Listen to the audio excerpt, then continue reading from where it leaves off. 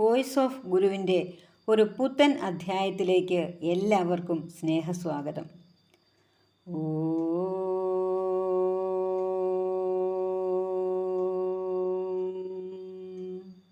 ശ്രീനാരായണ പരമഗുരവേ നമഃ.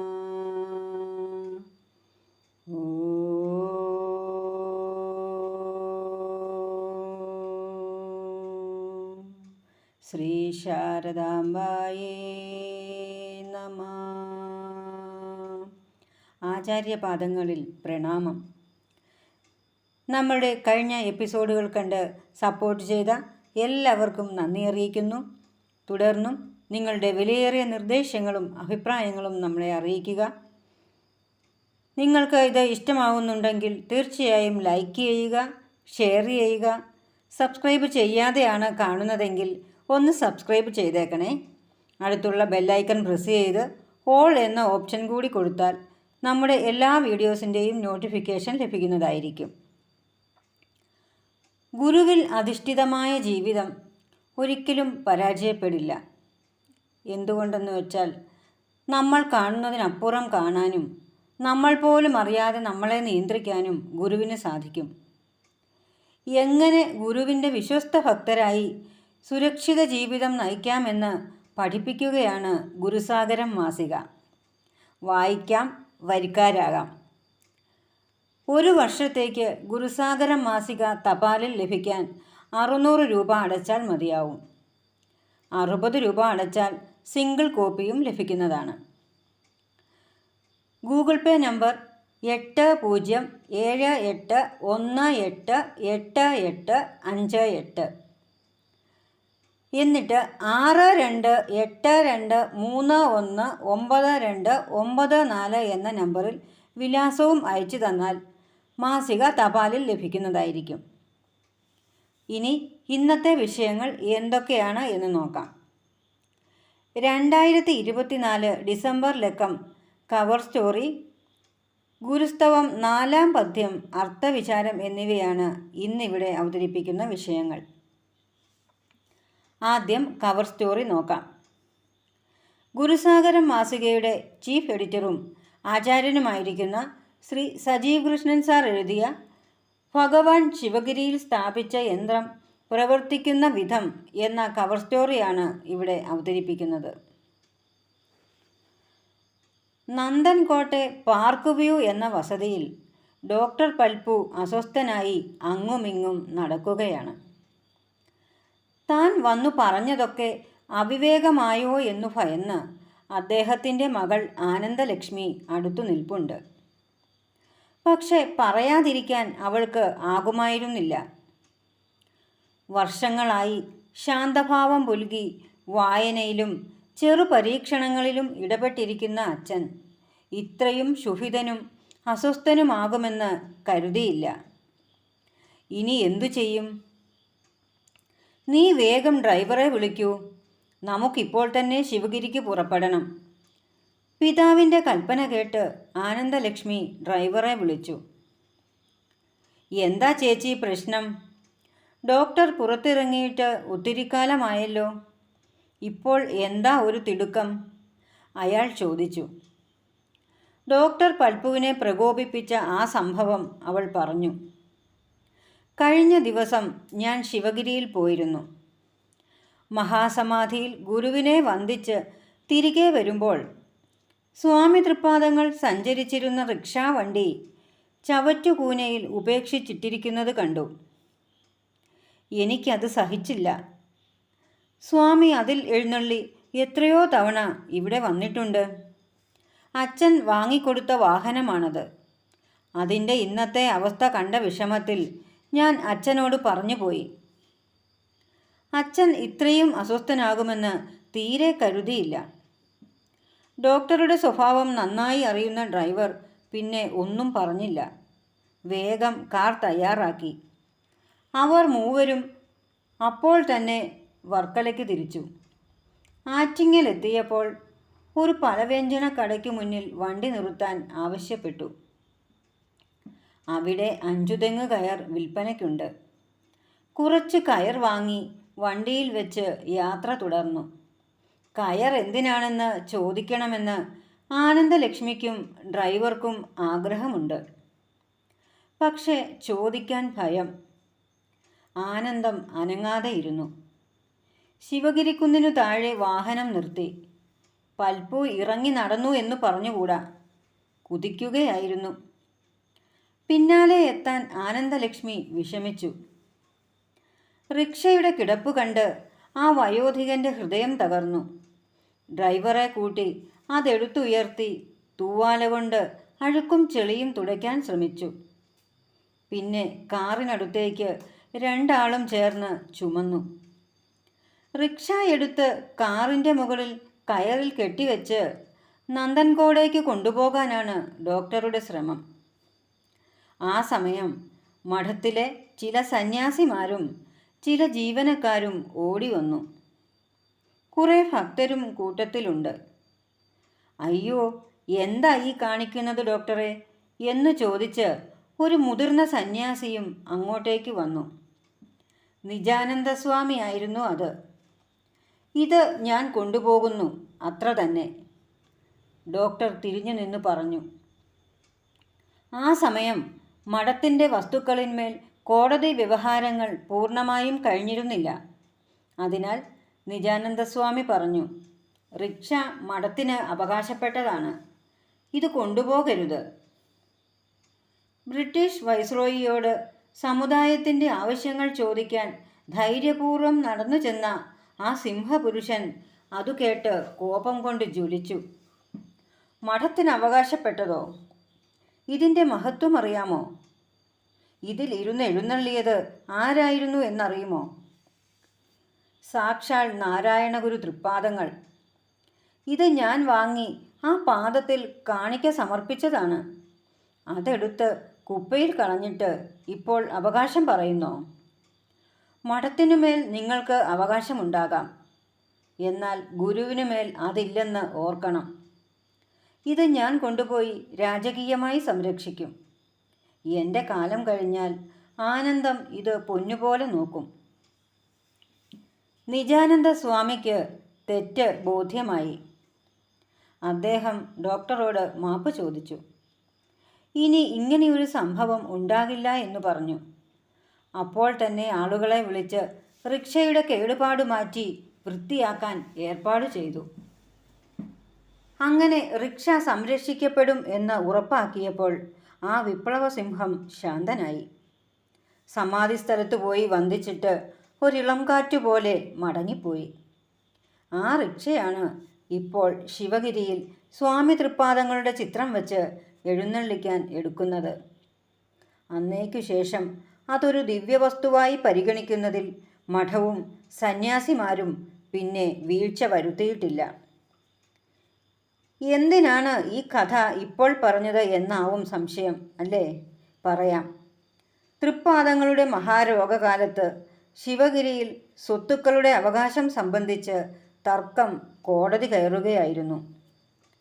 ഭഗവാൻ തിരികൊളുത്തിയ 2 സംഘങ്ങൾ ഗുരുവിൻ്റെ വാക്കിൽ വിശ്വസിക്കാതെ തർക്കപരിഹാരത്തിനായി കോടതിയെ അഭയം പ്രാപിച്ച് കേസ് നടത്തുന്നത് കണ്ട ഒരു ഭക്തൻ രോഗക്കിടക്കയിൽ കിടന്ന സ്വാമി തൃപ്പാദങ്ങളോട് ചോദിച്ചു,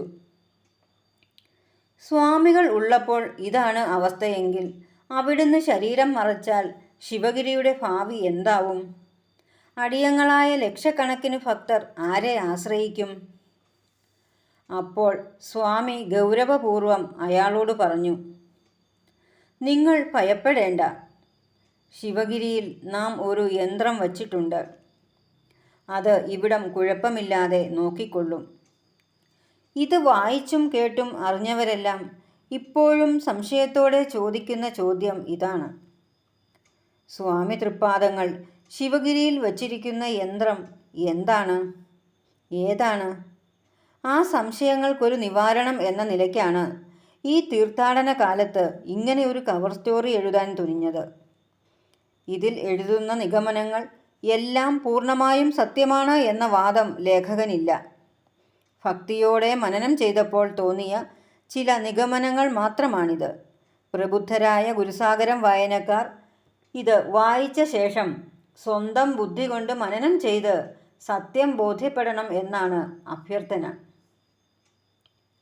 ഇങ്ങനെ ഒരു കവർ സ്റ്റോറി തയ്യാറാക്കാൻ പ്രേരിപ്പിക്കുന്ന 2 നിമിത്തങ്ങൾ കഴിഞ്ഞ ദിവസങ്ങളിൽ ഉണ്ടായി. അതാണ് ചിന്തയെ ഈ വഴിക്ക് തിരിച്ചുവിട്ടത്. ഇതൊന്നും ആരെയും കുറ്റപ്പെടുത്താനോ വിമർശിക്കാനോ എഴുതുന്നതല്ല. സ്വതന്ത്ര ചിന്ത പ്രോത്സാഹിപ്പിച്ച മഹാഗുരു സ്വതന്ത്രമായി ചിന്തിക്കാൻ നേടിത്തന്ന സ്വാതന്ത്ര്യം വിനിയോഗിച്ചുകൊണ്ട് പറയുന്നതാണ്. സ്നേഹബുദ്ധിയാ വായിച്ചാൽ അതെല്ലാവർക്കും സ്വയം വിമർശനത്തിന് സഹായിച്ചേക്കാം. ഒന്നാമത്തെ നിമിത്തം ഇതാണ്. ഗുരുസാഗരം മാസികയുടെ 2025 വർഷത്തേക്കുള്ള ഒരു മൾട്ടി കളർ കലണ്ടർ ഇക്കഴിഞ്ഞ മാസം പുറത്തിറക്കി. ഗുരുവിൻ്റെ വചനങ്ങൾ മലയാളത്തിലും ഇംഗ്ലീഷിലും കൊടുത്തുകൊണ്ട് കലണ്ടറിനൊപ്പം ഗുരുസന്ദേശം പ്രചരിപ്പിക്കുക എന്ന ലക്ഷ്യത്തിനായാണ് അത് ചെയ്തത്. അതിനെക്കുറിച്ചുള്ള വാർത്തകൾ ആധുനിക മാധ്യമങ്ങളിൽ ഒന്നായ വാട്സാപ്പ് ഗ്രൂപ്പുകൾ വഴി പ്രചരിപ്പിച്ചപ്പോൾ 1-2 ഇടങ്ങളിൽ അത് തടയപ്പെട്ടു. ഗുരു നേരിട്ട് തുടങ്ങിവച്ച 2 പ്രസ്ഥാനങ്ങളാണ് SNDP യോഗവും ശിവഗിരി മഠവും. അവയിൽ ശിവഗിരി മഠം കലണ്ടർ ഇറക്കിയിട്ടുണ്ട്. അത് പ്രോത്സാഹിപ്പിച്ചാൽ മതി. മറ്റുള്ളവർ ചെയ്യുന്നത് നാം പ്രചരിപ്പിക്കരുത് എന്നായിരുന്നു ആ ഗ്രൂപ്പുകളിൽ വന്ന നിർദ്ദേശം. ഇതൊരു പുതിയ കാര്യമല്ല. ഗുരുദർശന പ്രചരണത്തിനായി സ്വന്തമായി ശ്രമം തുടങ്ങിയ കാലം മുതൽ പലയിടങ്ങളിൽ നിന്ന് കേൾക്കുന്നതാണിത്. ക്രിസ്തു ദർശനം പ്രചരിപ്പിക്കാൻ ക്രിസ്തുമതം, ഇസ്ലാം ദർശനം പ്രചരിപ്പിക്കാൻ ഇസ്ലാം മതം, ബുദ്ധ ദർശനം പ്രചരിപ്പിക്കാൻ ബുദ്ധമതം എന്ന തരത്തിൽ പണ്ടുകാലം മുതൽക്കേ മഹത്തുക്കളുടെ പേരിൽ തുടങ്ങിയ മതങ്ങൾ മതപ്രവാചകരായി തീർന്ന മഹത്തുക്കളുടെ മേൽ അവകാശം സ്വയം ഏറ്റെടുത്തിട്ടുണ്ട്. എന്നാൽ അതുപോലെയാണോ ഗുരുദർശനം? അതൊരു മതമല്ല. എല്ലാ മതങ്ങളുടെയും സാരം ഒന്നാണെന്ന് ബോധിപ്പിക്കുന്ന സത്യദർശനമാണ്. അത് പ്രചരിപ്പിക്കാൻ ഏതെങ്കിലും ഒരു ആശ്രമത്തിനോ ജാതിക്കാർക്കോ മാത്രമേ അവകാശമുള്ളൂ എന്ന് പറയുന്നതിൽ ഔചിത്യക്കുറവ് പ്രകടമായി തന്നെ കാണണം. മനുഷ്യൻ, മനുഷ്യത്വം എന്നീ പദങ്ങളിൽ ഊന്നിയാണ് ഗുരുദർശനം അവതരിപ്പിച്ചത്. മനുഷ്യനായി ജനിച്ച മനുഷ്യത്വം പുലർത്തുന്ന ആർക്കും അതിനെ ധരിക്കാം, വരിക്കാം, പ്രചരിപ്പിക്കാം. എന്തെന്നാൽ അത് ലോകരക്ഷയ്ക്കുള്ള ജീവമന്ത്രമാണ്. പൂർണ്ണമായും ജാതി അടിസ്ഥാനത്തിൽ പ്രവർത്തിക്കുന്ന ഒരു സംഘടനയ്ക്കും സമുദായത്തിലെ ഗുരുഭക്തരെ ആശ്രയിച്ച് പ്രവർത്തിക്കുന്ന മഠത്തിനും അത് എത്രത്തോളം ലോകവ്യാപകമാക്കി വിഭാഗീയ ചിന്തകൾക്ക് അറുതി വരുത്താൻ സാധിക്കും? തീർച്ചയായും പരിമിതിയുണ്ട്. വിവിധ തലങ്ങളിൽ വ്യത്യസ്ത ശൈലികളിലും മാർഗങ്ങളിലും ഗുരുദർശനം പ്രചരിക്കപ്പെടണം. അതിന് വിശാലമായ മനോനിലയുണ്ടാവണം. സ്ഥാപനം, സംഘടന, ആശ്രമം എന്നീ ചിന്തകൾ പോലും മൗലികവാദമാണ്. വെളിച്ചത്തെ സ്നേഹിക്കുന്നവർ വെളിച്ചം ഏതുവഴി വന്നാലും സ്നേഹിക്കും. എൻ്റെ ജനൽപ്പാളികൾക്കിടയിലൂടെ മാത്രം വന്നാലേ വെളിച്ചത്തെ സ്നേഹിക്കൂ എന്ന് പറയുന്നവർ വെളിച്ചത്തെയല്ല ജനൽപ്പാളിയെയാണ് സ്നേഹിക്കുന്നത് എന്ന് തിരിച്ചറിയണം. മഹാപുരുഷന്മാരുടെ ദർശനം ലോകത്തു പരക്കാനും പരത്താനും സ്വതന്ത്രരായി സഞ്ചരിക്കുന്ന ത്യാഗികൾ എല്ലാ കാലത്തും ഉണ്ടായിട്ടുണ്ട്. മതങ്ങളും സംഘടനകളും ചെയ്യുന്നതിനേക്കാൾ കൂടുതൽ ആഴത്തിൽ ദർശനം വ്യാപിപ്പിക്കാൻ അവർക്ക് സാധിച്ച ചരിത്രവുമുണ്ട്. ഗുരുവിനെ സംബന്ധിച്ച് നോക്കിയാൽ ഭഗവാൻ ഈ കൊച്ചു കേരളത്തിലിരുന്ന് ആകർഷിച്ചുണർത്തിയത് പലതരത്തിലും പ്രകൃതത്തിലും വിശ്വാസങ്ങളിലുമുള്ള മനുഷ്യരെയാണ്. വിഗ്രഹവിശ്വാസിയും തത്വജ്ഞാനിയും നിരീശ്വരവാദിയും മതവിശ്വാസിയുമെല്ലാം ഗുരുവിൽ വിശ്വസിച്ചു. അവരെല്ലാം ഒരുപോലെ കൊണ്ടുപോകാൻ ഗുരുവിന് സാധിച്ചു. അത്രയും വിശാലമായി ചിന്തിക്കുന്ന വിശദാന്തരംഗന്മാരാണ് ഗുരുപ്രസ്ഥാനങ്ങൾ നയിക്കുന്നതെങ്കിൽ നേരത്തെ പറഞ്ഞ വാദം ശരിവയ്ക്കാം. അവർ മുഖേന ഗുരുദർശനം ലോകമാകെ പരക്കും. എന്നാൽ അതല്ല സ്ഥിതിയെന്ന് നമുക്കെല്ലാം അറിയാം. അപ്പോൾ പല തലങ്ങളിൽ ആളുകൾ സ്വയം പ്രേരണയാൽ ഗുരുവിലേക്ക് ആകർഷിക്കപ്പെട്ട് പ്രവർത്തിക്കും. അതിനു പ്രേരിപ്പിച്ചുകൊണ്ട് അവരുടെ ഉള്ളിൽ ഇരുന്ന് പ്രവർത്തിക്കുന്ന ഇച്ഛാശക്തിയും ജ്ഞാനശക്തിയും ക്രിയാശക്തിയും ഗുരു ശിവഗിരിയിൽ സ്ഥാപിച്ചിരിക്കുന്ന യന്ത്രത്തിൻ്റെ പ്രവർത്തനം കൊണ്ട് ഉണ്ടാവുന്നതാണ്. അതിനെയെല്ലാം ഔദ്യോഗികമല്ല എന്നു പറഞ്ഞ് നിഷേധിക്കുന്ന പ്രവണതയ്ക്ക് അധികകാലം നിലനിൽപ്പുണ്ടാവില്ല. എന്തെന്നാൽ ശിവഗിരിയിൽ ഭഗവാൻ വച്ചിരിക്കുന്ന യന്ത്രം എതിർപ്പുകളെ മറികടക്കാൻ സ്വതന്ത്രമായി ചിന്തിക്കുന്നവർക്ക് ശക്തി നൽകും. അത് ബോധിപ്പിക്കാനാണ് ശിവഗിരിയിലെ തൃപ്പാദ യന്ത്രത്തെക്കുറിച്ച് മനനം ചെയ്യാൻ ഒരു ലേഖനം തയ്യാറാക്കണമെന്ന് തോന്നാൻ ഒരു നിമിത്തം. ജപ്പാൻകാർ രണ്ടാം ലോകമഹായുദ്ധത്തിൽ തകർന്നു പോയപ്പോൾ തിരിച്ചു വരാൻ സ്വീകരിച്ച ഒരു മാർഗമുണ്ട്. ഒരേ യന്ത്രത്തിൻ്റെ ഭാഗങ്ങൾ പലയിടങ്ങളിലായി കുടിൽ വ്യവസായം പോലെ നിർമ്മിച്ചു. അവയെല്ലാം ശേഖരിച്ച് ഒരിടത്ത് കൊണ്ടുവന്ന് യന്ത്രങ്ങൾ നിർമ്മിച്ചു. അതുപോലെയാണ് ഭഗവാന്റെ യന്ത്രവും പ്രവർത്തിച്ചുകൊണ്ടിരിക്കുന്നത്. അത് ലോകത്തിൻ്റെ വിവിധ ഭാഗങ്ങളിലുള്ള ധർമ്മഭടന്മാരിൽ പ്രവർത്തിക്കുന്നു. അവർ അവരെ ഏൽപ്പിച്ച ഭാഗം ഭംഗിയായി നിർവഹിക്കുന്നു. ഭഗവാന്റെ പ്രഭാവകാലം സംജാതമാകുമ്പോൾ അവരെയെല്ലാം ഭഗവാൻ തന്നെ കൂട്ടിയോജിപ്പിക്കും. പരസ്പരം സ്പർദ്ധയില്ലാതെ എല്ലാവരും അവരവരെ ഏൽപ്പിച്ച കർമ്മം നിർവഹിക്കാൻ ശ്രമിച്ചാൽ മതി. ഗുരുവിൻ്റെ നിയോഗം ലഭിച്ചവർക്കെല്ലാം അങ്ങനെ ചെയ്യാനേ സാധിക്കൂ. അത് ലഭിച്ചുവെന്ന് നടിക്കുന്നവരാണ് വഴക്കുണ്ടാക്കിയും നിരോധനമേർപ്പെടുത്തിയും കുഴപ്പം സൃഷ്ടിക്കുന്നത്. ഒരു പ്രസ്ഥാനത്തിലോ സംവിധാനത്തിലോ അഴുക്കു പുരണ്ടാൽ അത് വൃത്തിയാക്കേണ്ടത് അകത്തുള്ളവരാണ്. പുറത്തുള്ളവർക്ക് അത് സാധിക്കില്ല. പുറത്തുള്ളവർക്ക് ചെയ്യാൻ കഴിയുന്നത് അഴുക്കില്ലാത്ത പുതിയ കൂട്ടായ്മയുണ്ടാക്കി അതിൽ പ്രവർത്തിക്കുക എന്നത് മാത്രമാണ്. കേരളത്തിലെ ഹിന്ദു ക്ഷേത്രങ്ങൾ അയിത്തമെന്ന അഴുക്കിൽ മുങ്ങിക്കിടന്നപ്പോൾ അവിടെ കടന്നു കയറി ചെന്ന് അവകാശം പിടിച്ചെടുത്ത് നേരെയാക്കാനല്ല ഗുരു ശ്രദ്ധ വച്ചത്. അയിത്തം എന്ന അഴുക്കില്ലാത്ത പുതിയ ഒരു സംവിധാനമുണ്ടാക്കി അതിനെ ശക്തിപ്പെടുത്തി ധർമ്മം പരിപാലിക്കാനാണ്. അതേ നയമാണ് ഗുരു ഇപ്പോഴും തുടരുന്നത്. തെറ്റുതിരുത്താനും അഴുക്കു നീക്കാനും ഭഗവാൻ തുടങ്ങിവെച്ച സങ്കേതങ്ങൾക്ക് സാധിക്കാതെ വന്നാൽ ഭഗവാൻ പുതിയ ആൾക്കാരെ സംവിധാനത്തിനു പുറത്ത് കണ്ടെത്തി ദൗത്യം ഏൽപ്പിക്കും. അവർ അവരുടെ ബുദ്ധിയിലും പരിധിയിലും നിന്നുകൊണ്ട് മെച്ചമായ മറ്റൊരു സംവിധാനം ഉണ്ടാക്കാൻ ശ്രമിക്കും. ചുറ്റിനും കണ്ണു തുറന്നു നോക്കുന്നവർക്ക് ആ ചലനം ഇപ്പോൾ തന്നെ കാണാൻ സാധിക്കും. വെളിച്ചം അണയരുത് എന്നതാണ് ആവശ്യം. അതിന് ഏതെങ്കിലും വിളക്ക് ഉപയോഗിക്കാം. പൊടി തുടയ്ക്കാത്ത വിളക്കിൻ്റെ അരണ്ട വെളിച്ചത്തിൽ എല്ലാവരും ജീവിച്ചാൽ മതി എന്നും വാശി പിടിക്കരുത്. ഗുരുകാര്യമാണ് നമുക്ക് മുഖ്യമെങ്കിൽ അതിനായി ഇറങ്ങിയവരെ എല്ലാം ഒന്നുചേർത്ത് കൊണ്ടുപോകാനുള്ള ഹൃദയവിശാലതയുണ്ടാകും. എല്ലാ മനുഷ്യരും വ്യത്യസ്ത മനോഭാവക്കാരാണ്. അവരെയെല്ലാം ഒരു കുടക്കീഴിൽ കൊണ്ടുവരാൻ ഒരേ ഒരു മാർഗമേ പ്രായോഗികമായുള്ളൂ. കുടയുടെ വലിപ്പം വർദ്ധിപ്പിക്കുക.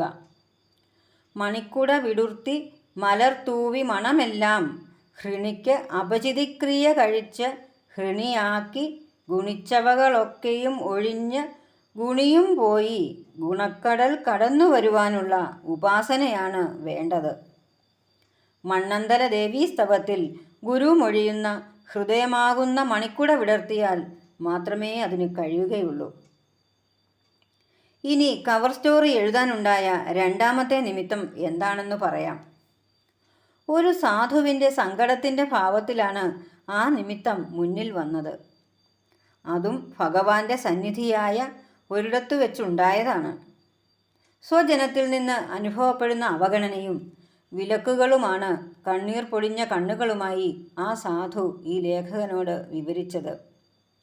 എല്ലാം ഭഗവാൻ കാണുന്നുണ്ട്, അവിടുന്ന് വേണ്ടവിധം പ്രവർത്തിക്കും എന്ന മറുപടിയിൽ അദ്ദേഹം തണുത്തു. ഭഗവാൻ ശിവഗിരിയിൽ വച്ചിരിക്കുന്ന യന്ത്രം എല്ലാം ശരിയാക്കുമെന്ന് അദ്ദേഹവും ആ സമയം പ്രത്യാശയോടെ പറഞ്ഞു. അപ്പോഴാണ് ഭഗവാന്റെ യന്ത്രം എന്ന വാക്ക് വീണ്ടും ചിന്തയിലേക്ക് കടന്നു വന്നത്. എന്താണ് ആ യന്ത്രം? അത് എവിടെ ഇരിക്കുന്നു? സദാ ജാഗരൂകമായാണ് ഭഗവാൻ വച്ചിരിക്കുന്ന ആ രക്ഷായന്ത്രം നിലകൊള്ളുന്നത്. ശരീരത്തിൽ മനസ്സ് എവിടെ ഇരിക്കുന്നു എന്ന് കണ്ടുപിടിച്ചിട്ട് വരുന്നവർക്ക് മാത്രം ശിവഗിരി കുന്നിൽ ഭഗവാൻ വച്ച യന്ത്രം എവിടെ ഇരിക്കുന്നു എന്നറിയാൻ സാധിക്കും.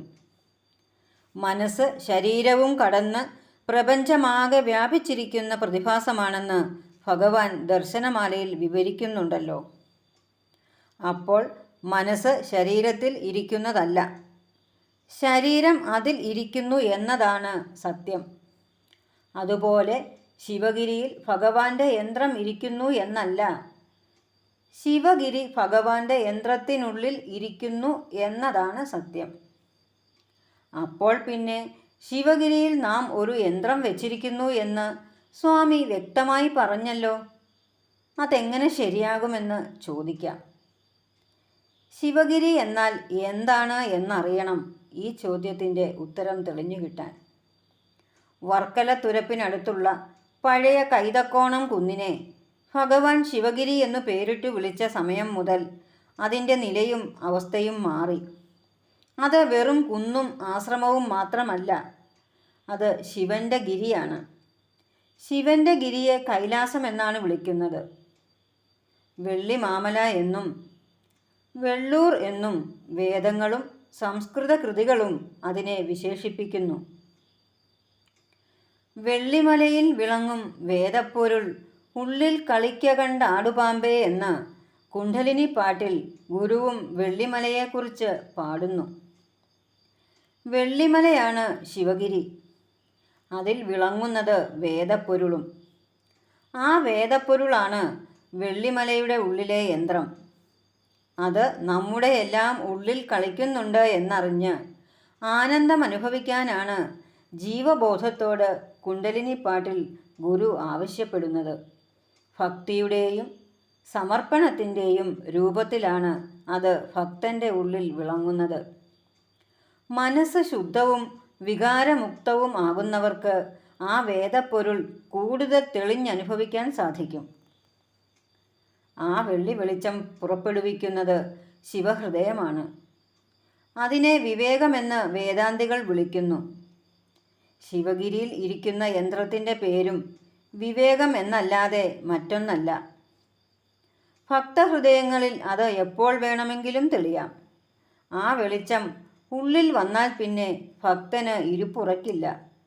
മറ്റെല്ലാം വിട്ട് ഗുരുകാര്യാർത്ഥം ഇറങ്ങി പുറപ്പെടും. നാം തുടക്കത്തിൽ പറഞ്ഞ കഥയിൽ ഡോക്ടർ പൽപ്പുവിൻ്റെ ഉള്ളിൽ പ്രവർത്തിച്ചത് ആ യന്ത്രമാണ്. അതാണ് ദീർഘകാലമായി മൗനത്തിൻ്റെ വൽക്കാലം പുതച്ച് ഒന്നിലും ഇടപെടാതെ ഇരുന്നിട്ടും ഗുരുവിൻ്റെ റിക്ഷ അവഗണിക്കപ്പെട്ട് കിടക്കുന്നു എന്നറിഞ്ഞപ്പോൾ പ്രായത്തിൻ്റെ അനാരോഗ്യം മറന്ന് അദ്ദേഹം ചാടിയിറങ്ങി ശിവഗിരിയിലേക്ക് ഓടിയത്. അദ്ദേഹത്തിൻ്റെ ഇടപെടലും വിമർശനവും കേട്ട് തെറ്റുതിരുത്തിയ നിജാനന്ദ സ്വാമിയിൽ പ്രവർത്തിച്ചതും ഇതേ യന്ത്രമാണ്. ഗുരുവിൻ്റെ യന്ത്രം കൃത്യസമയത്ത് ഇങ്ങനെ കൃത്യമായി പ്രവർത്തിക്കുന്നുണ്ട് എന്ന് ബോധിപ്പിക്കാനാണ് നാം ഈ കവർ സ്റ്റോറിയുടെ തുടക്കത്തിൽ പൽപ്പുവിൻ്റെ കഥ പറഞ്ഞത്.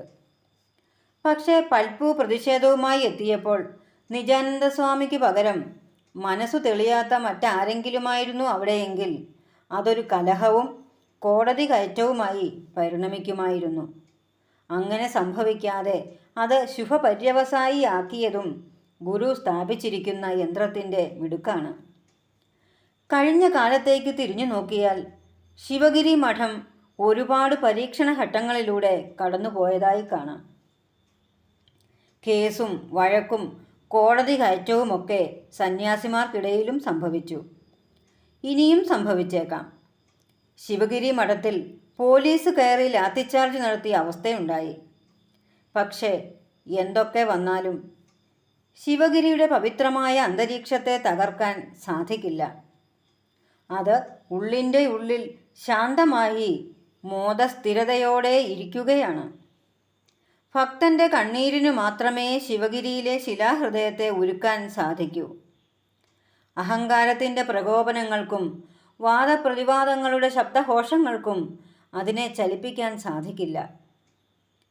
ഇതൊക്കെ ഒരു മഹാക്ഷേത്രത്തിലോ മറ്റേതെങ്കിലും ആശ്രമത്തിലോ ആയിരുന്നു സംഭവിച്ചിരുന്നതെങ്കിൽ അവിടെ ചൈതന്യലോപമുണ്ടായേനെ.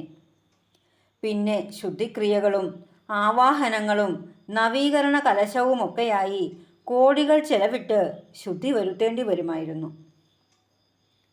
എന്നാൽ ശിവഗിരി അതിനെല്ലാം അതീതമായ മഹാകൈലാസമാണ്. കീഴടക്കാൻ ശ്രമിക്കുന്നവർ തോറ്റു തളർന്നാലും കീഴടങ്ങാത്ത ശിരോബലമുള്ള മഹത്തായ ശക്തികേന്ദ്രം. അതിൻ്റെ കാവലാളുകൾ അദൃശ്യരാണ്. അവർ നമ്മെ സദാ വീക്ഷിക്കുന്നു. നമുക്ക് അവരെ കാണാനുള്ള കണ്ണുണ്ടാവില്ല. അതിനാൽ ശിവഗിരി ദർശനം ഭഗവാനെ കാണാനും ശാന്തി നുകരാനും മാത്രമായി വിനിയോഗിക്കണം. മറ്റെന്തെങ്കിലും ദുരുദ്ദേശവുമായി അവിടെ കടന്നു കയറരുത്. അത് ഭഗവാന്റെ പൂങ്കാവനമാണ്. സമസ്ത ദേവകളും അഷ്ടദിക്പാലകരും അവിടെ സദാ കാവലായിരിക്കുന്നുണ്ട്. അവിടം നശിപ്പിക്കാൻ ശ്രമിച്ചവരൊക്കെ നരകാനുഭവങ്ങളിലൂടെ കടന്നുപോയിട്ടുണ്ട്. സ്വച്ഛന്ത മൃത്യു പോലും ലഭിക്കാതെ പോയിട്ടുണ്ട്. ജനഹൃദയങ്ങളിൽ നിന്ന് പറിച്ചെറിയപ്പെട്ടിട്ടുണ്ട്. ഒടുവിൽ ആരുമില്ലാതെ ഒറ്റപ്പെട്ട് വ്യത അനുഭവിച്ചിട്ടുണ്ട്. അതിനിയും അങ്ങനെ തന്നെ ആയിരിക്കും. എന്തൊക്കെ പ്രതിസന്ധി വന്നാലും ശിവഗിരിക്കുന്നിലെ കാറ്റിന് ഒരിക്കലും കുളിർമ നഷ്ടമാവില്ല. വായുവിൻ്റെ വിശുദ്ധി നശിക്കില്ല. വെള്ളത്തിൻ്റെ അളവും ശുദ്ധിയും കുറയില്ല. മഹാസമാധിയിൽ ചൈതന്യലോപം വരില്ല. ഭക്തരോടുള്ള ഭഗവാന്റെ പുഞ്ചിരി മങ്ങില്ല. ഭക്തർക്ക് അവിടെ എത്തുമ്പോൾ ലഭിക്കുന്ന ആശ്വാസത്തിൽ ഒരു അണുവിട പോലും കുറവും വരില്ല. ആദിസൂര്യപ്രഭ പോലെ എല്ലാ തടസ്സങ്ങളെയും അതിജീവിച്ച് അത് ലോകർക്ക് വഴികാട്ടും. അതും ഭഗവാൻ വച്ചിരിക്കുന്ന യന്ത്രം കൃത്യമായി പ്രവർത്തിക്കുന്നതിന് തെളിവാണ്. അതിനാൽ ഭക്തർ ആരോടും കലഹിക്കാതെ സ്വധർമാനുഷ്ഠാനം ചെയ്യുകയാണ് വേണ്ടത്. സ്വധർമ്മം അനുഷ്ഠിക്കുന്നവരിലെല്ലാം ഭഗവാന്റെ യന്ത്രം തിളങ്ങിക്കൊണ്ടേയിരിക്കും. ഈ യന്ത്രത്തിൻ്റെ തിളക്കം ലഭിക്കാൻ എന്താണ് മാർഗം? ഭഗവാന്റെ യന്ത്രത്തിളക്കം ചെന്നു തട്ടുന്നത് ആരിലൊക്കെയാണെന്ന് ആർക്കും പ്രവചിക്കാൻ സാധിക്കില്ല. അത് ബാലകനിലും വൃദ്ധനിലും പണ്ഡിതനിലും പാമരനിലും പണക്കാരനിലും മുഴുപട്ടിണിക്കാരനിലും ചെന്നു പതിക്കാം. അതൊക്കെ ഭഗവാന്റെ മാത്രം നിശ്ചയങ്ങളാണ്. ആരുടെ ഹൃദയത്തിൽ അത് പതിക്കുന്നുവോ അവർ ഗുരുകാര്യാർത്ഥം ഇറങ്ങി പുറപ്പെടും. അവരെ തടയാൻ കാറ്റിനും കടലിനും പർവ്വതങ്ങൾക്കു പോലും സാധിക്കില്ല. അവർ ചെയ്യുന്നതിലെല്ലാം ഒരു കർമ്മവിശുദ്ധി ഉണ്ടാകും. അവർ ഈ ലോകത്തു നിന്നു നേടിയ അറിവിനേക്കാൾ വലിയ പക്വതയും തിളക്കവും അവരുടെ വാക്കിലും പ്രവൃത്തിയിലും കാണും. അങ്ങനെയുള്ളവരെ കണ്ടാൽ അത് ഭഗവാന്റെ ആളാണ് എന്ന് തിരിച്ചറിയാനും അംഗീകരിക്കാനും മനസ്സിന് വലിപ്പമുണ്ടായാൽ മതി. യന്ത്രം നിങ്ങളിലും തിളങ്ങും. അങ്ങനെ സംഭവിക്കാത്തതിൻ്റെ വ്യഥകളാണ് ഗുരുപ്രസ്ഥാനങ്ങളിൽ ഇന്ന് സംഭവിക്കുന്ന മൂല്യച്യുതികളുടെ പ്രധാന കാരണം. പക്ഷേ ഭഗവാന്റെ യന്ത്രം ഇതിനെല്ലാം അതീതമായ പ്രഭ ചൊരിയാൻ ശേഷിയുള്ളതാണ്. അതിൻ്റെ ദൗത്യനിർവഹണവും ജയവും സംഭവിക്കാനിരിക്കുന്നതേ ഉള്ളൂ. അതിൻ്റെ അനുരണനങ്ങൾ ലോകം കേട്ടു തുടങ്ങിയിരിക്കുന്നു. അവനവൻ്റെ ആവശ്യങ്ങൾ പ്രാർത്ഥിച്ച് ഇനി ഭഗവാന്റെ സമയം കളയരുത്. ലോക നന്മയ്ക്കായി പ്രവർത്തിക്കാൻ തനിക്കും നിയോഗം നൽകണേ എന്ന് മാത്രമേ ഒരു ഭക്തൻ ഇനി മുതൽ പ്രാർത്ഥിക്കാവൂ. പണ്ട് TK മാധവൻ മദ്യവർജന സമരം നയിച്ച് അറസ്റ്റിലായി ജയിലിൽ പാർക്കുന്ന സമയത്താണ് മാധവൻ്റെ ഭാര്യ മകൻ ബാബു വിജയനാഥിനെ പ്രസവിക്കുന്നത്. കുഞ്ഞിൻ്റെ മുഖമൊന്നു കാണാൻ അച്ഛനു സാധിച്ചില്ല. അതിൻ്റെ അരയിൽ നൂൽ കെട്ടാൻ അമ്മ മാത്രമേ ഉണ്ടായിരുന്നുള്ളൂ. 6-ാം മാസം ചോറൂണിന് സമയമായപ്പോൾ മാധവൻ്റെ ഭാര്യ കരഞ്ഞു. ഒരു അനാഥനെ പോലെ എൻ്റെ കുട്ടി ചോറൂണ് നടത്തേണ്ടി വരുമോ എന്ന സങ്കടത്തോടെ. ആ സമയം വിളിക്കാത്ത ഒരു അതിഥി ആ വീട്ടിലേക്ക് കടന്നു ചെന്നു. അത് സ്വാമി തൃപ്പാദങ്ങളായിരുന്നു. കുഞ്ഞിന് ചോറൂണ് നടത്താനുള്ള ഒരുക്കങ്ങൾ നടത്താൻ കൽപ്പിച്ചു. അവർ പെട്ടെന്ന് മുറിയെല്ലാം തുടച്ച് വൃത്തിയാക്കി വിളക്കു കൊളുത്തി. ഭഗവാൻ ഇരിക്കാൻ പീഠമിട്ടുകൊടുത്തു. മുന്നിൽ ഗണപതി പ്രസാദം ഒരുക്കി വച്ചു. ഒരു നാക്കിലയിൽ പച്ചരി വേവിച്ചത് നെയ്ത്തുള്ളികൾ ഒഴിച്ചു വെച്ചു. അതിൽ നിന്ന് ഒരു നുള്ളു വറ്റെടുത്ത് ഭഗവാൻ മാധവൻ്റെ കുഞ്ഞിൻ്റെ നാവിൽ വച്ചു കൊടുത്തു. അവനെ നോക്കി പുഞ്ചിരിച്ചിട്ട് ഭഗവാൻ ഇങ്ങനെ മൊഴിഞ്ഞു: മാധവന് സർക്കാർ ചോറ് കൊടുക്കട്ടെ, മകന് നാം ചോറ് കൊടുക്കാം. എന്താണ് ഭഗവാൻ പറഞ്ഞതിൻ്റെ അർത്ഥം? നാം ഭഗവത് കാര്യത്തിന് ഇറങ്ങിയാൽ നമ്മുടെ മക്കളുടെ കാര്യം ഭഗവാൻ നോക്കുമെന്ന് തന്നെയാണ്. മക്കളുടെ കാര്യം നടത്താനാണല്ലോ നാം പൊതുകാര്യങ്ങളിൽ നിന്ന് മാറി വീടും വീട്ടുകാര്യവും ധനസമ്പാദനവും മാത്രമായി ജീവിക്കുന്നത്. ഗുരുവിൻ്റെ ധർമ്മഭടന്മാരെ ആശ്രയിക്കുന്ന കുടുംബങ്ങളെ ഗുരു സംരക്ഷിച്ചുകൊള്ളും. ഭഗവാനിൽ മാത്രം ശ്രദ്ധ പൂണ്ട് പ്രവർത്തിക്കാൻ ഒരു 10 പേരെങ്കിലും ഉണ്ടായാൽ നമ്മുടെ പ്രഭാവം 100 വർഷത്തിനു ശേഷം എന്ന ഗുരുവാക്ക് ലോകത്ത് സാർത്ഥകമാകും. അതിനുള്ള പ്രഭാകിരണങ്ങൾ ചൊരിഞ്ഞുകൊണ്ടാണ് ശിവഗിരിയിലെ യന്ത്രം വെളിച്ചം വീശുന്നത്. വേഷം കെട്ടി ഗുരുവിനെ പറ്റിക്കരുത്, അംഗീകാരത്തെ കൊതിക്കരുത്. ഒരു കഥ കൂടി പറയാം. മദ്രാസിലെ ധർമ്മലിംഗ മുതലിയാർ പണ്ട് ഭഗവാന് ഒരു കാർ വാങ്ങി തൃപ്പടിദാനം ചെയ്തു. അത് ഓടിക്കാൻ അധികമാർക്കും അറിയില്ലായിരുന്നു.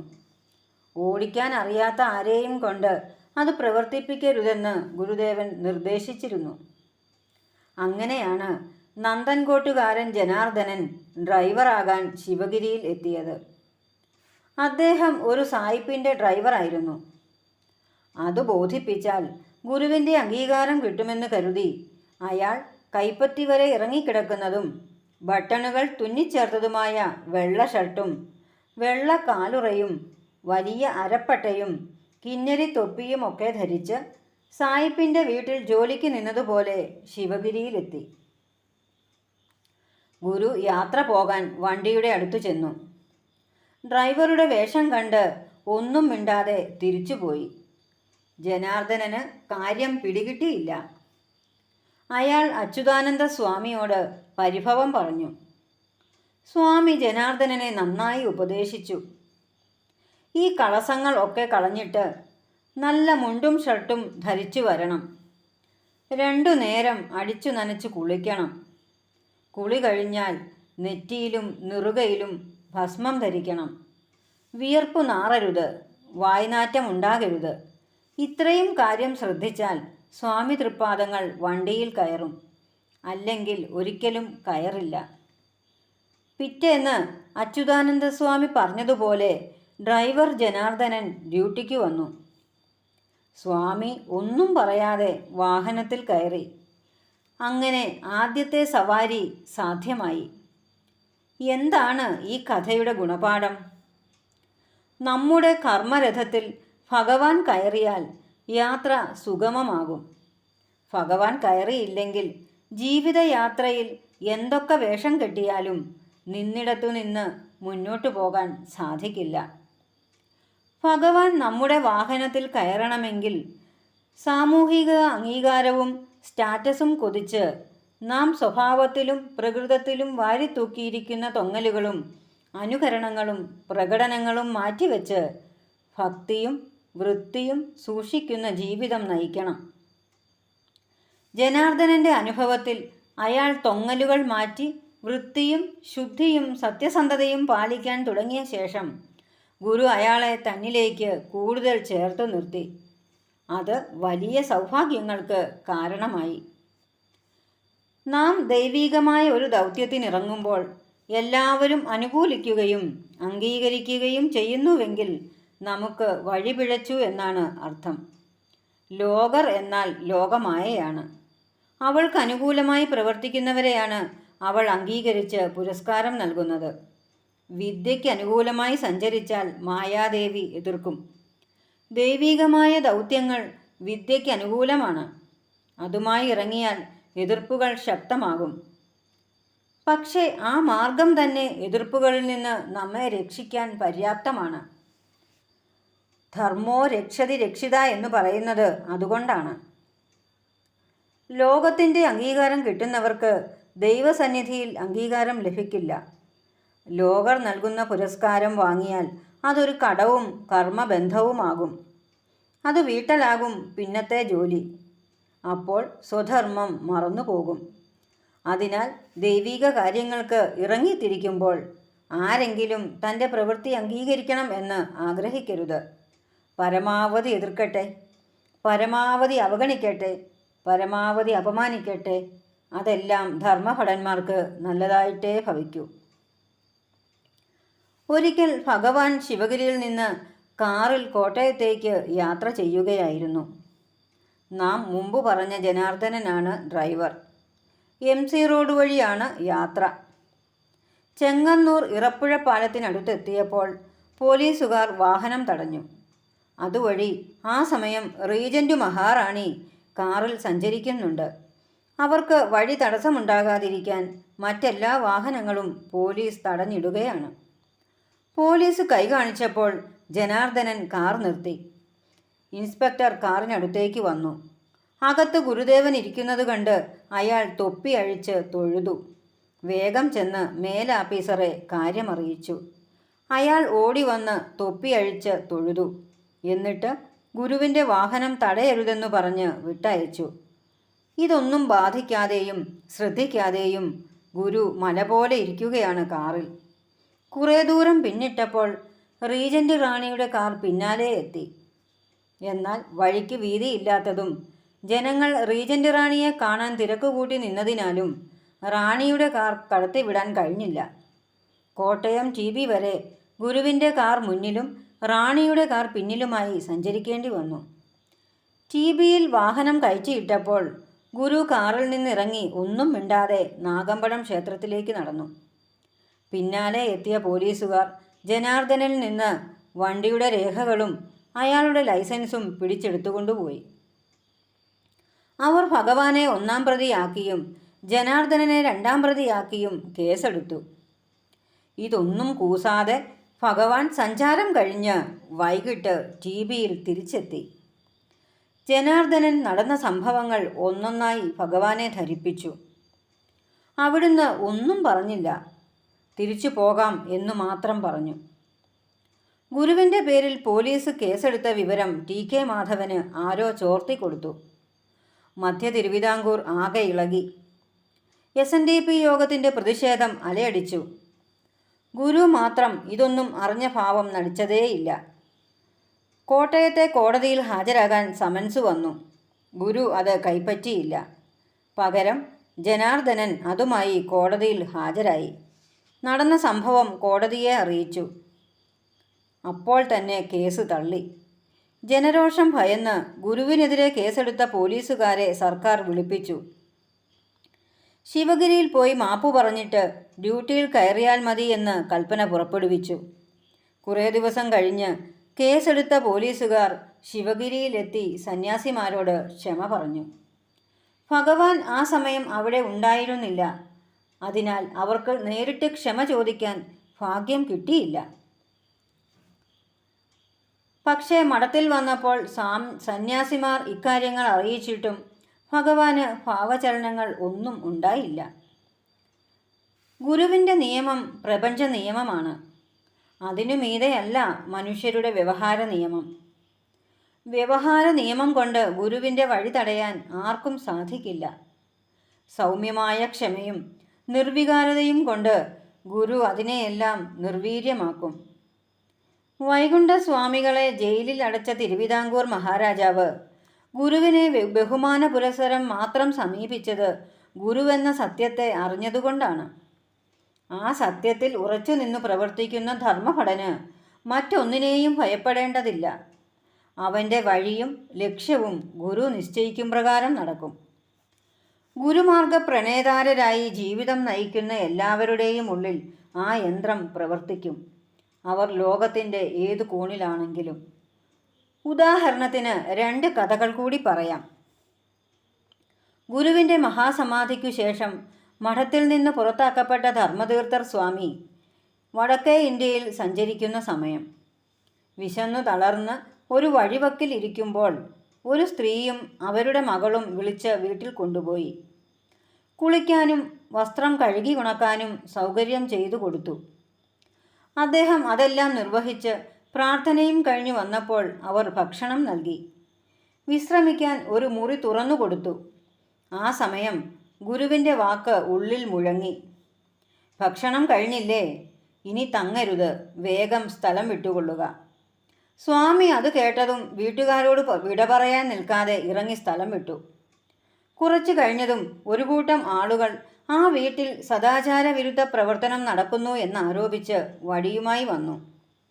അവർ അകത്തു കയറി നോക്കി. സ്വാമിക്ക് കൊടുത്ത മുറി തുറക്കാൻ വീട്ടുകാർ വിസമ്മതിച്ചു. നാട്ടുകാർ അത് ചവിട്ടി തുറന്നു. ധർമ്മതീർത്ഥ സ്വാമി അവിടെ ഉണ്ടായിരുന്നില്ല. വീട്ടുകാർ പോലും അപ്പോഴാണ് സ്വാമി പോയ കാര്യം അറിഞ്ഞത്. അമേരിക്കൻ ഐക്യനാടുകളിൽ ധർമ്മപ്രചാരണത്തിനു നടക്കവേ നടരാജഗുരുവിന് ഒരനുഭവമുണ്ടായി. അതിശൈത്യത്തിൻ്റെ സമയത്ത് വേണ്ടത്ര കമ്പിളിയൊന്നുമില്ലാതെ ഒരു രാത്രിയിൽ നടരാജഗുരു വഴിയരികിൽ കുത്തിയിരുന്നു. ആ സമയം മഞ്ഞു കാരണം പുറത്തേക്ക് ആരും ഇറങ്ങാറില്ല. എന്നാൽ ഒരു സായിപ്പ് കാർ ഓടിച്ച് അതുവഴി വന്നു. അയാൾ നടരാജഗുരുവിനെ കയറ്റി വീട്ടിൽ കൊണ്ടുപോയി കമ്പിളി വസ്ത്രങ്ങളും ഭക്ഷണവും നൽകി. ഉറങ്ങാൻ ഇടം കൊടുത്തു. നിങ്ങൾ എന്നെ അറിയുമോ എന്ന് നടരാജഗുരു ചോദിച്ചു. സായിപ്പ് പറഞ്ഞു, എനിക്കങ്ങയെ അറിയില്ല. ഞാൻ അത്താഴം കഴിഞ്ഞ് ഉറങ്ങിയതാണ്. ഒരു പുരുഷൻ സ്വപ്നത്തിൽ വന്നിട്ട് ഒരാൾ തണുത്തു വിറച്ച് വഴിയരികിൽ ഇരിക്കുന്നു, ചെന്നു രക്ഷിക്കണം, ഇല്ലെങ്കിൽ മരിച്ചു പോകും എന്ന് പറഞ്ഞു. അതാണ് ഞാൻ തിരക്കി ഇറങ്ങിയത്. ആ സ്വപ്നം സത്യമാണെന്ന് വിശ്വസിച്ചത് നിങ്ങളെ കണ്ടപ്പോഴാണ്. നടരാജഗുരുവിന് കാര്യം പിടികിട്ടി. തുണിസഞ്ചിയിൽ സൂക്ഷിച്ചിരുന്ന ഗുരുവിൻ്റെ ചിത്രമെടുത്ത് സായിപ്പിനെ കാണിച്ചിട്ട്, ഇതാണോ അങ്ങയുടെ സ്വപ്നത്തിൽ വന്നയാൾ എന്ന് ചോദിച്ചു. സായിപ്പ് അത്ഭുതത്തോടെ അതെ എന്ന് പറഞ്ഞു. ഇതെൻ്റെ ഗുരുവാണ്, ഇപ്പോൾ മുതൽ നിങ്ങളുടെയും എന്ന് നടരാജഗുരു പറഞ്ഞു. താഴ്വാരത്തിലിരിക്കുന്ന ശാരദായന്ത്രം.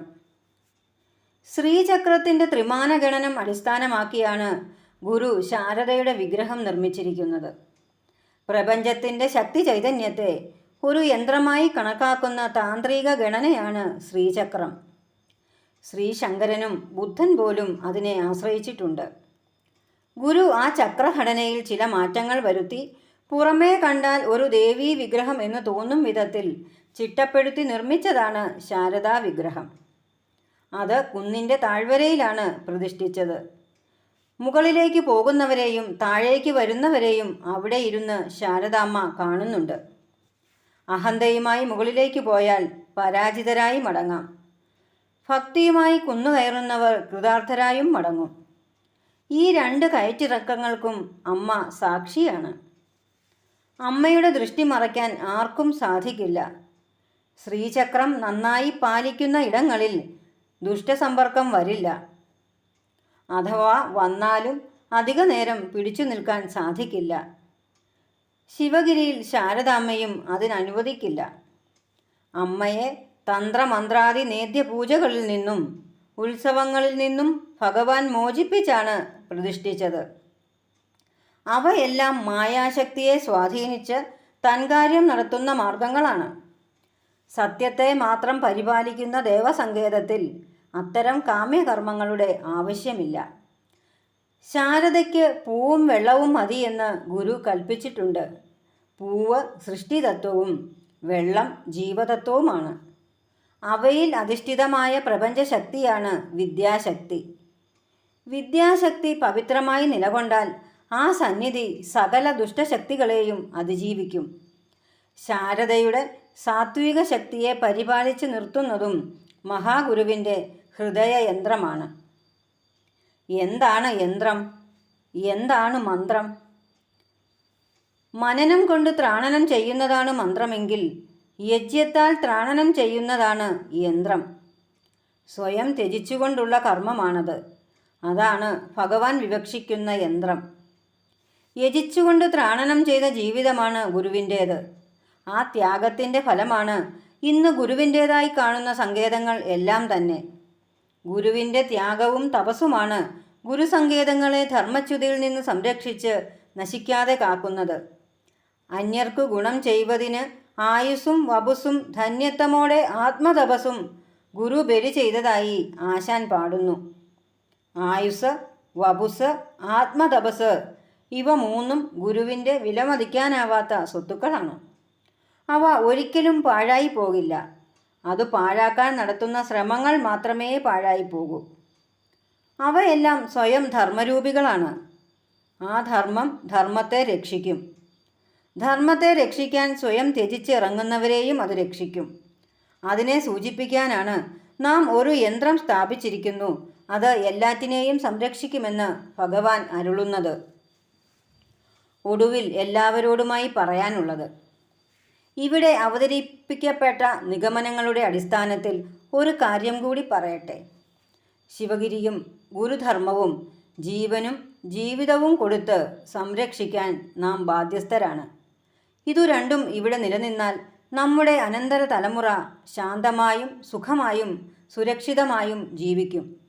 ഇതു രണ്ടും നഷ്ടമായാൽ നാം എന്തൊക്കെ അവർക്കായി കരുതി വച്ചാലും ഗുണപ്പെടില്ല. ഗുരുദർശനത്തിന് വിരുദ്ധമായത് നടക്കുന്നത് കണ്ടാൽ ഡോക്ടർ പൽപ്പുവിനെ പോലെ നമുക്കും പ്രതിഷേധിക്കാം. പക്ഷേ പൽപ്പു ആകാൻ നമുക്കാർക്കും സാധിക്കില്ല എന്ന യാഥാർത്ഥ്യം ഓർത്തുകൊണ്ടു വേണം അത് ചെയ്യാനെന്നു മാത്രം. ശിവഗിരിയുടെ യശസ്സിനെ ദോഷകരമായി ബാധിക്കുന്ന വിധം ഒരു പ്രതിഷേധത്തിനും ഇറങ്ങി പുറപ്പെടരുത്.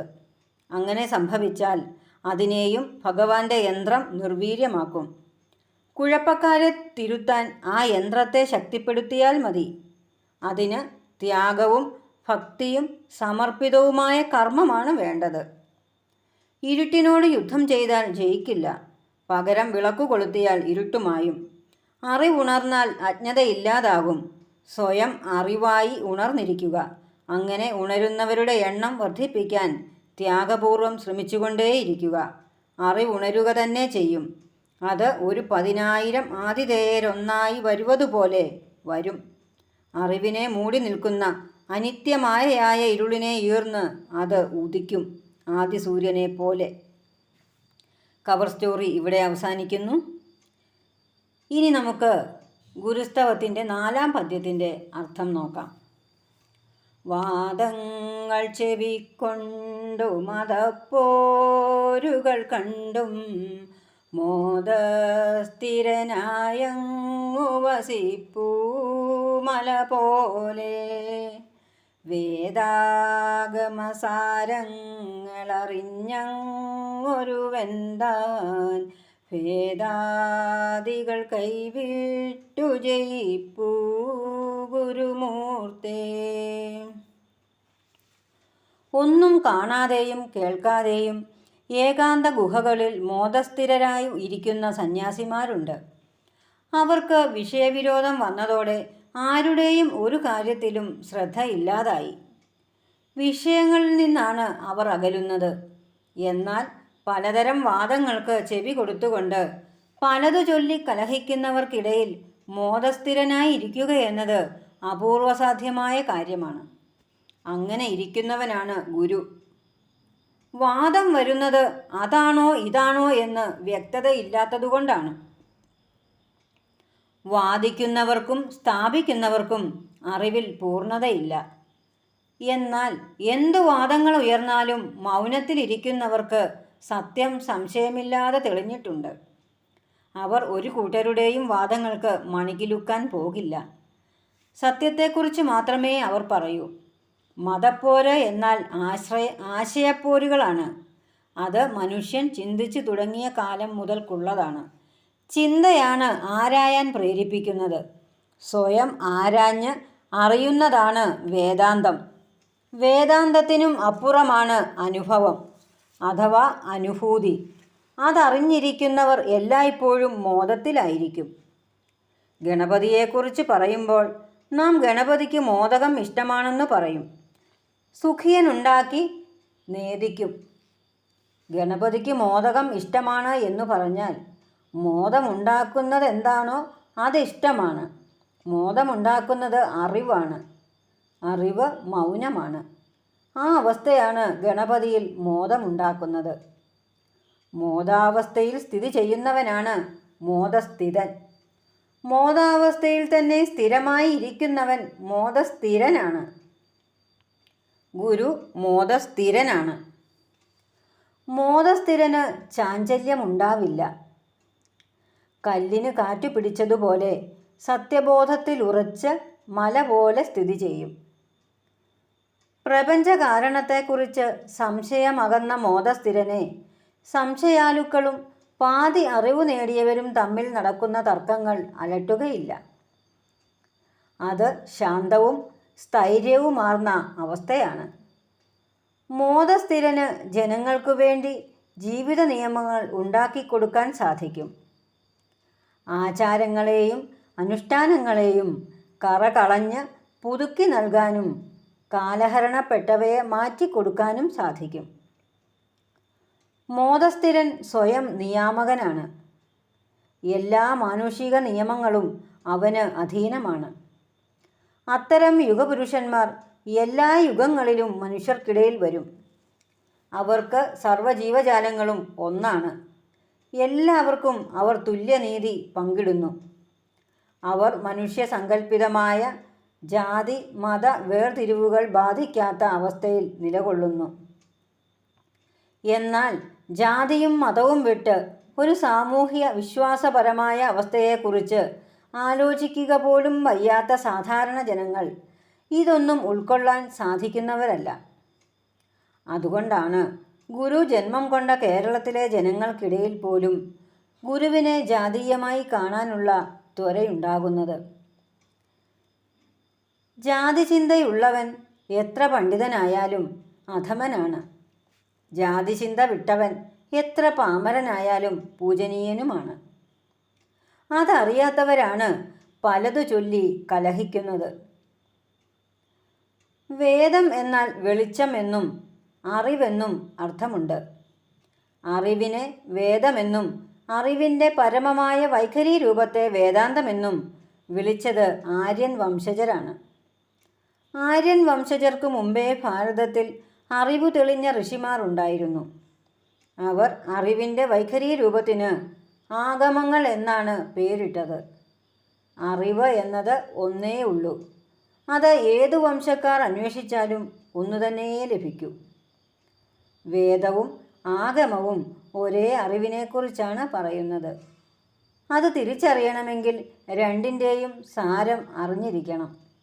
വേദാഗമ സാരങ്ങൾ അറിഞ്ഞവന് ആര്യൻ എന്നും ദ്രാവിഡൻ എന്നും ഭേദമില്ല. ഇതിൻ്റെ രണ്ടിൻ്റെയും പൊരുൾ അറിയാത്തവർ ഇവരിൽ ആർക്കാണ് കേമത്തമെന്ന് അന്വേഷിച്ചും വൻപത്തം സ്ഥാപിക്കാൻ ശ്രമിച്ചും സമയം പാഴാക്കുന്നു. എന്നാൽ വേദാഗമ സാരങ്ങൾ അറിഞ്ഞ ഗുരു എന്ന ഒരുവൻ മാത്രം ഇവിടെ രണ്ടു കൂട്ടർക്കുമിടയിൽ ഭേദാദികൾ കൈവിട്ട് വിജയിയായി നിലകൊള്ളുന്നു. മത്സരിക്കുന്നവരിൽ ഒരുവനല്ല, മത്സരിക്കാതെ നിൽക്കുന്നവനാണ് ശരിയായ വിജയി എന്ന് പറയുന്നത്. അവന് എല്ലാവരുടെയും ഹൃദയത്തിൽ സ്ഥാനമുണ്ടാകും. മത്സരിക്കുന്നവന് അവനെ പിന്താങ്ങുന്നവരുടെ ഹൃദയത്തിൽ മാത്രമേ സ്ഥാനമുണ്ടാകുകയുള്ളൂ. ഇതാണ് ഗുരുസ്തവം 4-ാം പദ്യത്തിൻ്റെ അർത്ഥം. ഇന്നത്തെ വിഷയങ്ങൾ നിങ്ങൾക്ക് ഇഷ്ടമായെന്ന് കരുതുന്നു. പുതിയ വിഷയങ്ങളും ഗുരുസ്തവം പഠനവുമായി അടുത്തയാഴ്ച വീണ്ടും കാണാം. നമസ്തേ.